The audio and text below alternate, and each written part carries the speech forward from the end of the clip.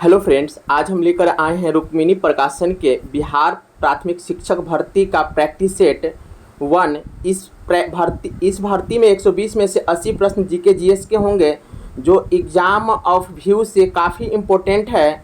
अब कुछ ही समय बचा हुआ है, इसीलिए आप लोग जितना हो सके रिवीजन पर ध्यान दें। तो चलिए शुरू करते हैं आज का वीडियो। उससे पहले एक मोटिवेशनल कोट्स हम लोग देखेंगे, और उससे पहले मैं आपको बताना चाहता हूं कि आप अपने अनुसार वीडियो की स्पीड को एडजस्ट कर लें। तो चलिए देखते हैं एक मोटिवेशनल कोट्स, और उसके बाद हम लोग शुरुआत करेंगे प्रैक्टिस सेट 1 का। जीके का क्वेश्चन मैं कराऊंगा। इसमें 40 क्वेश्चन जो होंगे मैथ रीजनिंग का है, और 80 क्वेश्चन जीके का ही है। तो जीके पर हम लोग विशेष ध्यान देंगे, और जीके का क्वेश्चन मैं इसमें कराऊंगा, प्रैक्टिस रिवीजन कराऊंगा, ताकि आप लोग ज़्यादा से ज़्यादा अच्छा कर सके एग्जाम में। तो चलिए शुरू करते हैं। मोटिवेशनल कोट्स दिया है, जीत और हार आपकी सोच पर निर्भर करती है। जीत और हार आपकी सोच पर निर्भर करती है। मान लो तो हार होगी और ठान लो तो जीत होगी।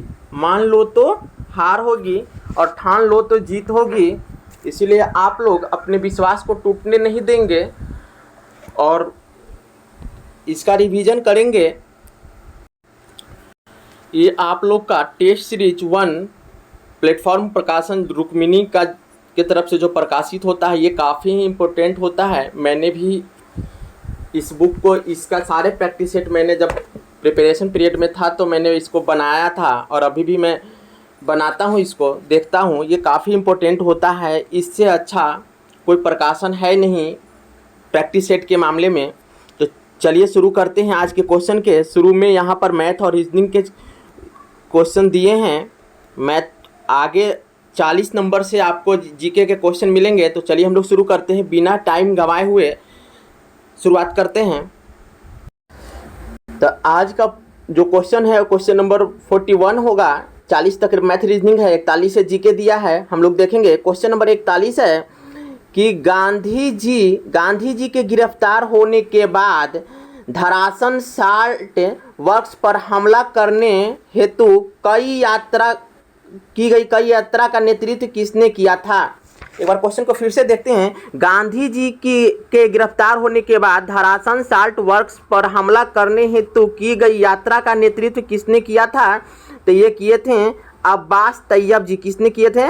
अब्बास तैयब जी ने किए थे।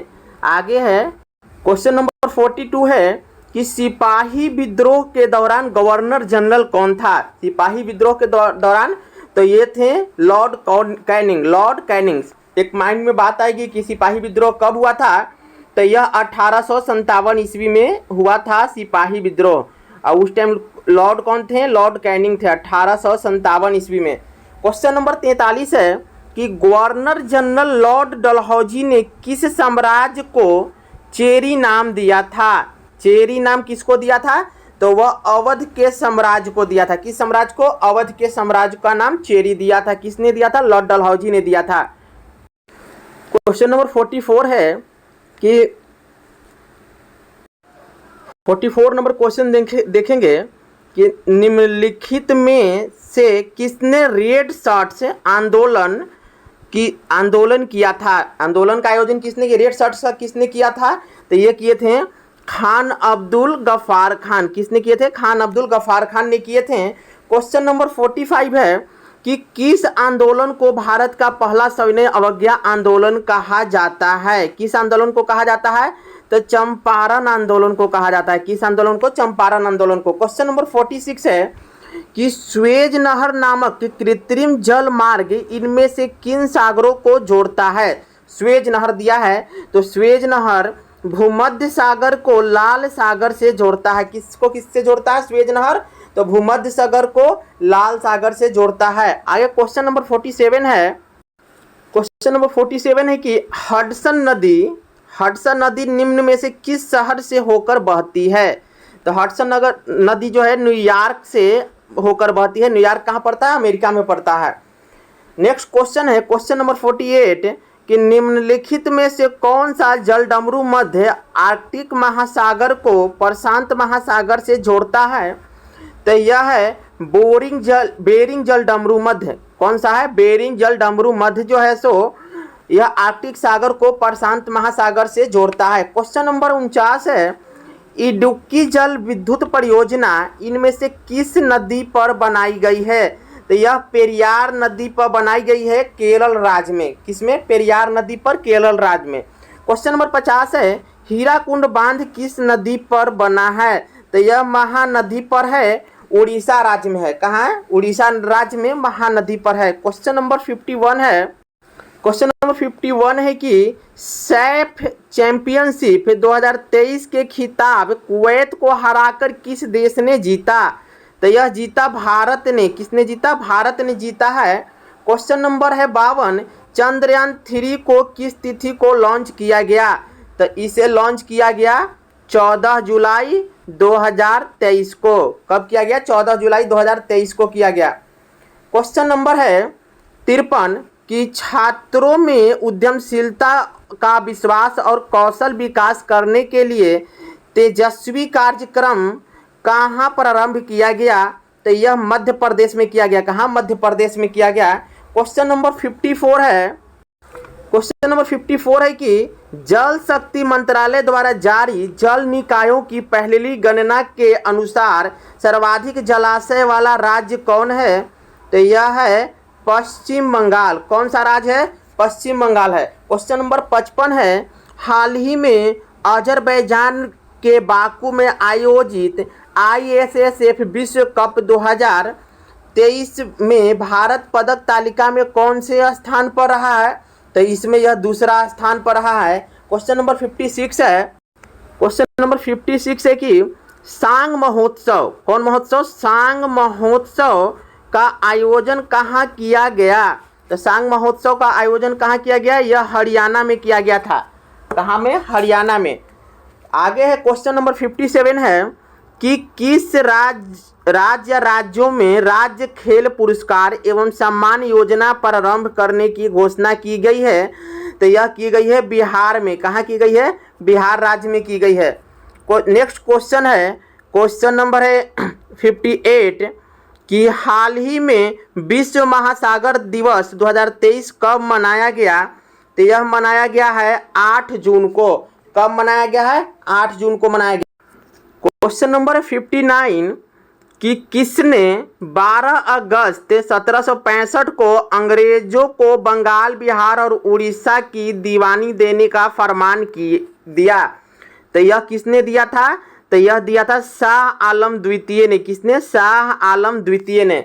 नेक्स्ट क्वेश्चन है, क्वेश्चन नंबर 60 हम लोग देखते हैं कि सिखों के दूसरे गुरु कौन थे? सिखों के दूसरे गुरु कौन थे? तो गुरु अंगद थे। कौन थे? गुरु अंगद। और इसके प्रथम गुरु जो थे वो थे गुरु नानक, जिसे सिखों का संस्थापक भी माना जाता है।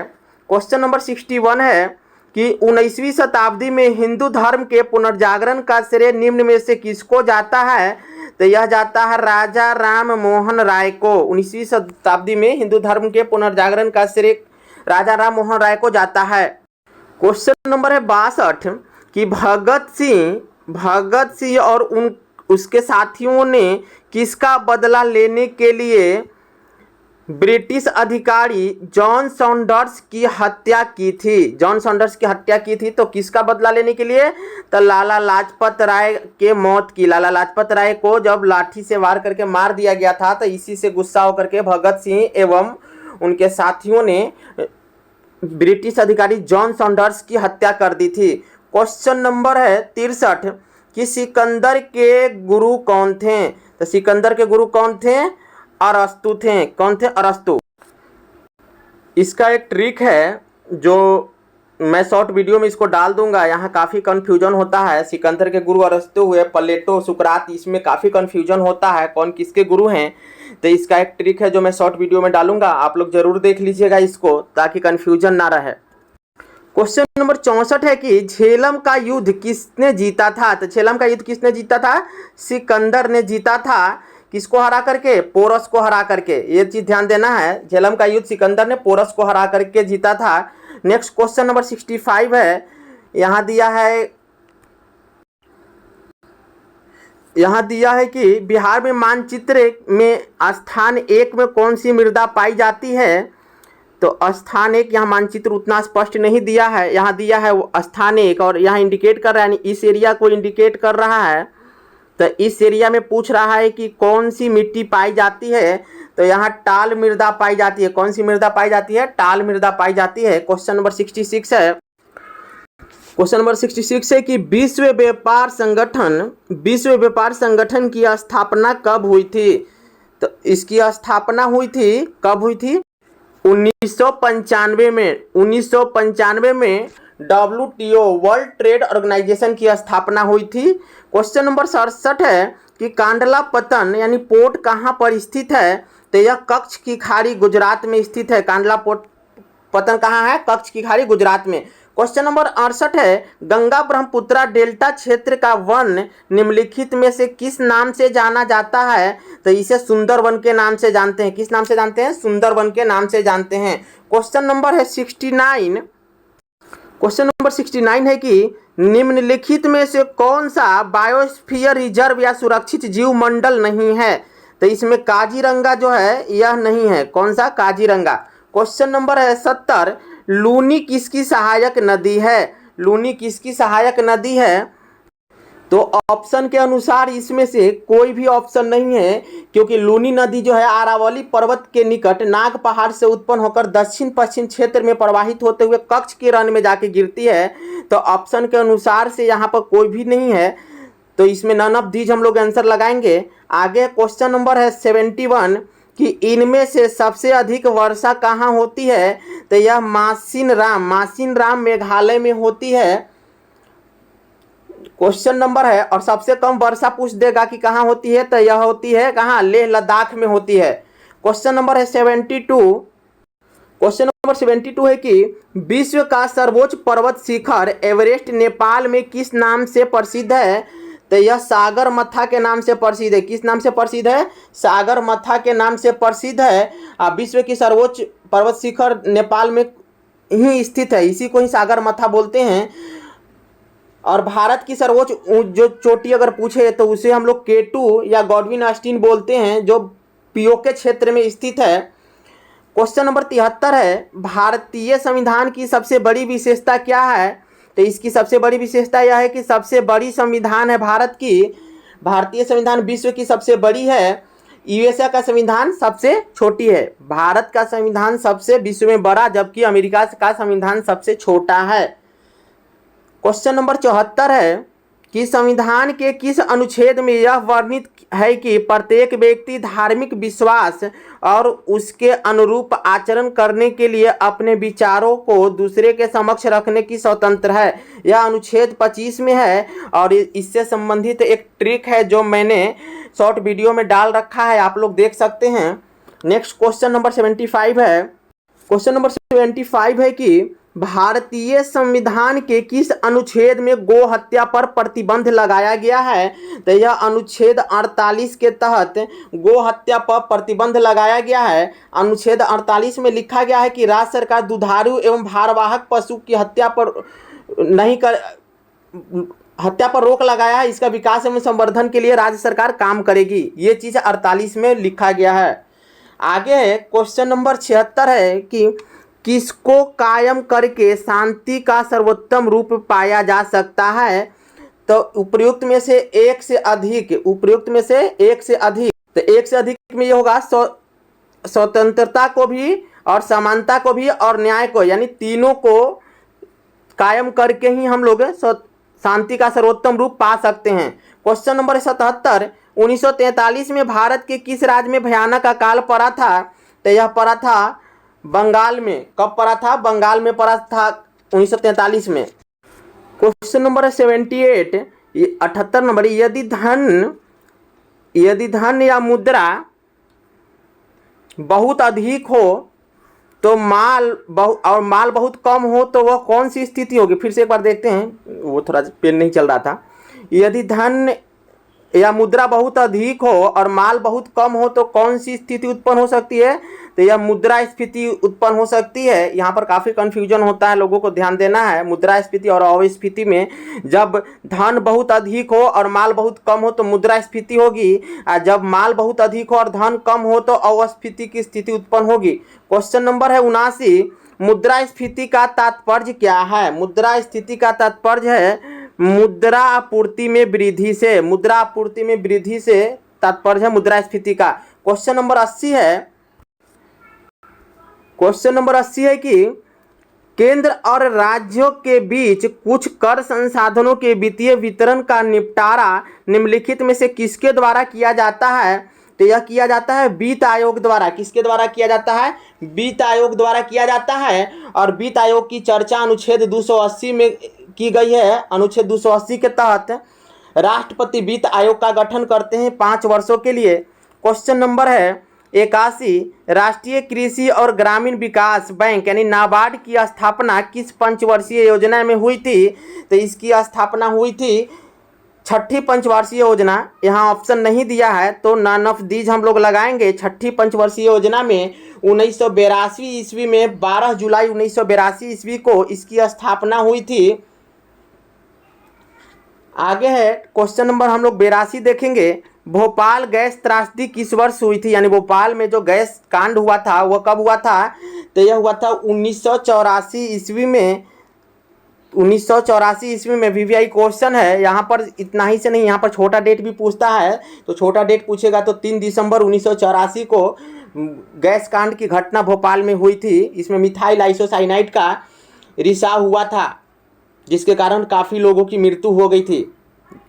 नेक्स्ट क्वेश्चन है क्वेश्चन नंबर 83। क्वेश्चन नंबर 83 है कि महात्मा गांधी ने लॉर्ड इरविन को लिखे अपने पत्र में कितनी मांगे की थी, जिनमें से कुछ को गांधी इरविन समझौता के रूप में स्वीकार किया गया था? तो ये टोटल इन्होंने मांग की थी 11 मांग की थी, जो लेकिन यहाँ ऑप्शन में नहीं दिया है तो नन ऑफ दीज होगा आंसर। 11 टोटल 11 सूत्री मांगों को गांधी जी ने लॉर्ड इरविन के सामने रखा था। नेक्स्ट क्वेश्चन है क्वेश्चन नंबर है 84 कि भारत ने अपने पहले परमाणु बम का परीक्षण कब किया था? तो ये किए था 1974 ईस्वी में पोखरण राजस्थान से। कब किए थे? 1974 ईस्वी में पोखरण राजस्थान से हुआ था। 1974 में हुए परमाणु परीक्षण कोड का नाम स्माइलिंग बुद्धा था। इस चीज़ को भी ध्यान रखना है। नेक्स्ट क्वेश्चन नंबर है 85, दुनिया का सबसे व्यस्त समुद्री मार्ग कौन सा है? दुनिया का सबसे व्यस्त समुद्री मार्ग कौन सा है? तो ऑप्शन देखते हैं। तो यह है उत्तरी अटलांटिक समुद्री मार्ग। कौन है? उत्तरी अटलांटिक समुद्री मार्ग। क्वेश्चन नंबर है 86, 86 नंबर है, गाछ रसूल अच्छी निम्न में से किसकी रचना है? तो यह है श्री कमलकांत झा की। किसकी है? श्री कमलकांत झा की है। क्वेश्चन नंबर 87 है। 87 नंबर क्वेश्चन है कि स्वर्गीय रामविलास पासवान किस वर्ष बिहार विधानसभा के सदस्य निर्वाचित हुए थे? तो ये हुए थे 1969 ईस्वी में। कब हुए थे? 1969 ईस्वी में हुए थे। रामविलास पासवान का जन्म हुआ था 5 जुलाई 1946 ईस्वी में, खगड़िया बिहार में हुआ था। वे लोक जनशक्ति पार्टी के अध्यक्ष थे। वे बिहार के हाजीपुर लोकसभा क्षेत्र से प्रतिनिधित्व भी करते थे और इनकी मृत्यु हुई थी कब? 2020 ईस्वी में इनकी मृत्यु हुई थी। एक बार फिर से देख लेना है।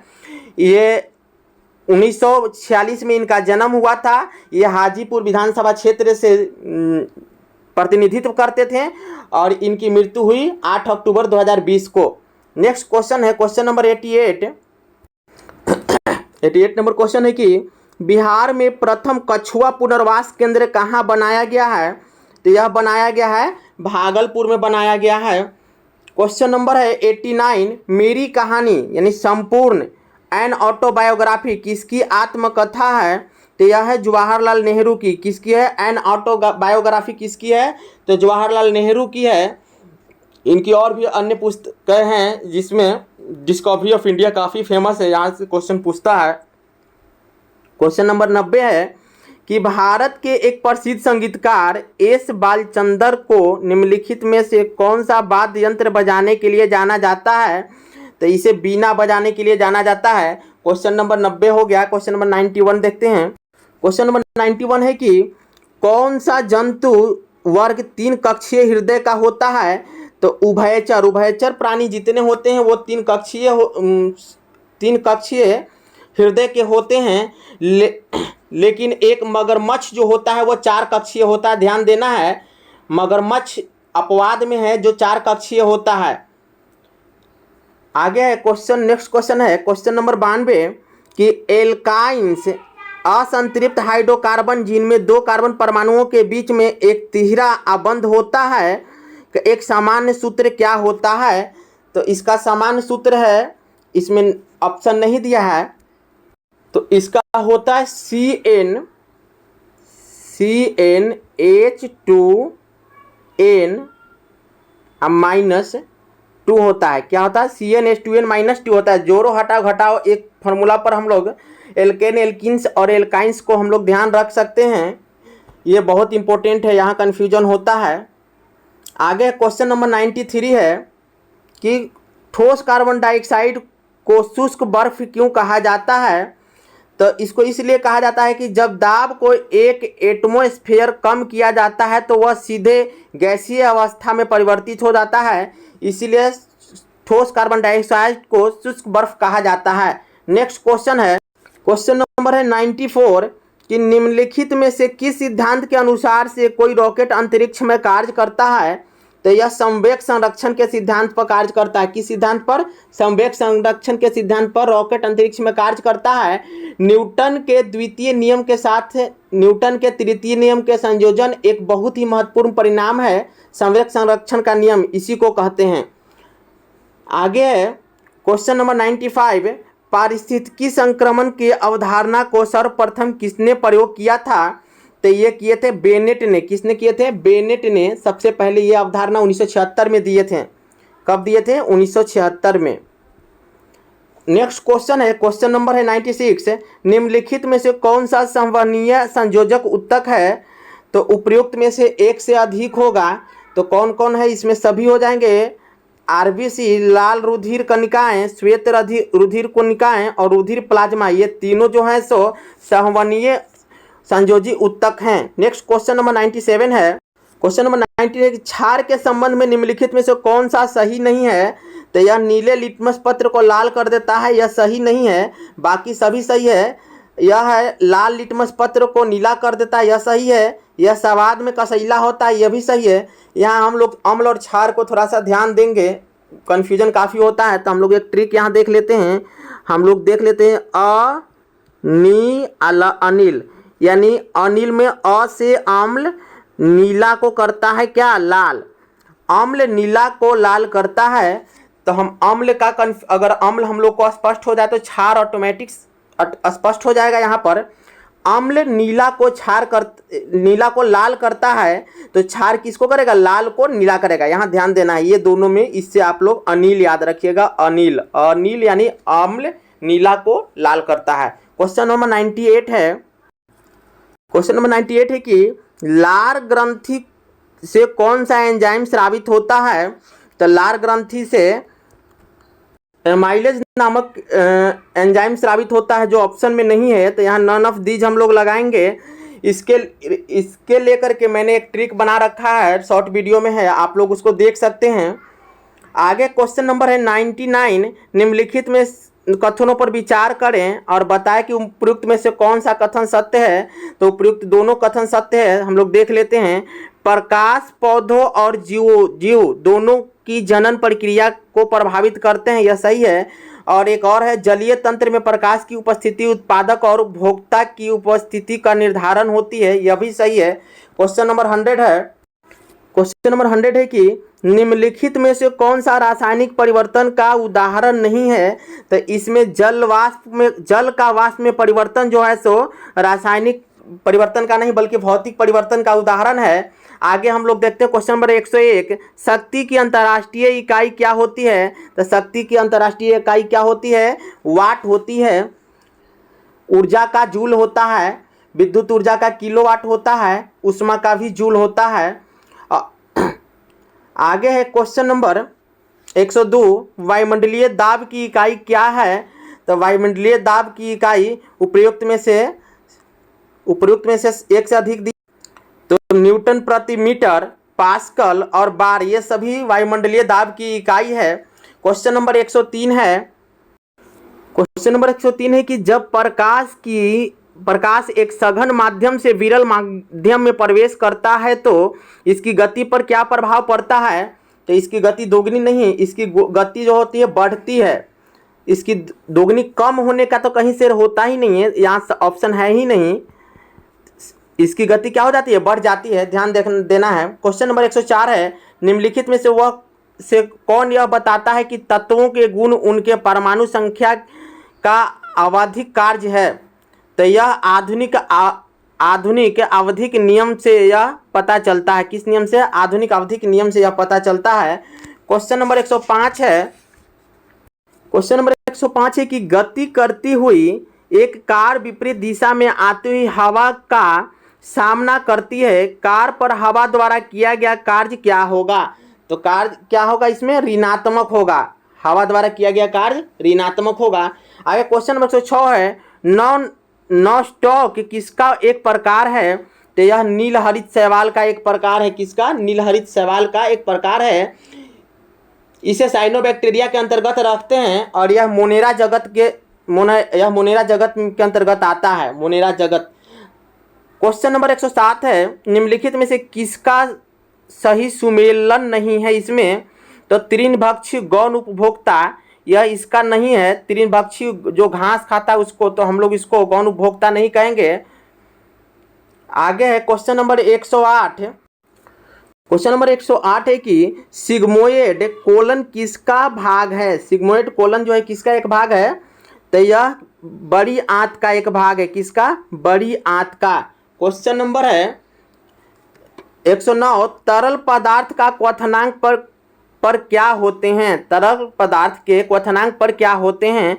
तो यह इसका तापमान जो होता है क्या होता है? नियत रहता है। तापमान इसका नियत रहता है।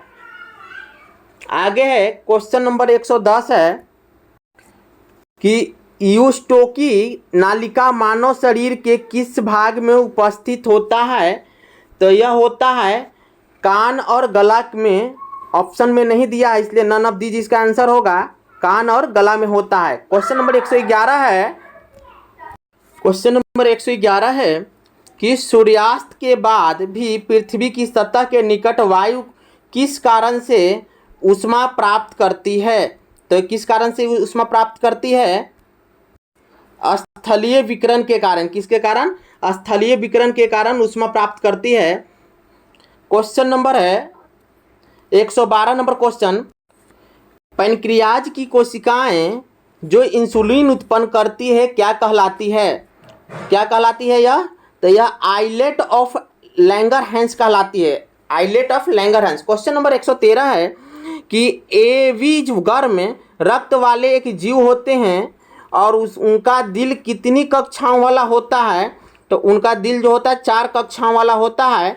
क्वेश्चन नंबर 114 है, क्वेश्चन नंबर 114 है कि निम्नलिखित में से कौन सा कथन सत्य है या सही है? तो इसमें सभी कथन सत्य है। देख लेते हैं इसमें फैक्ट क्या दिया है।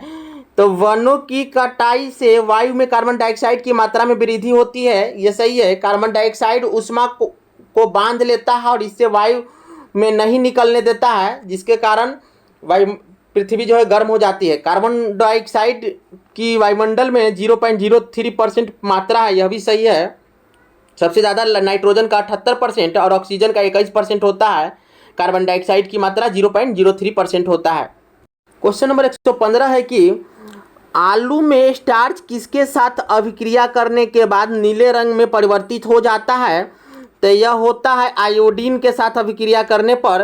क्वेश्चन नंबर 116, पृथ्वी का केंद्र भाग यानी कोर मुख्य रूप से किससे निर्मित होता है?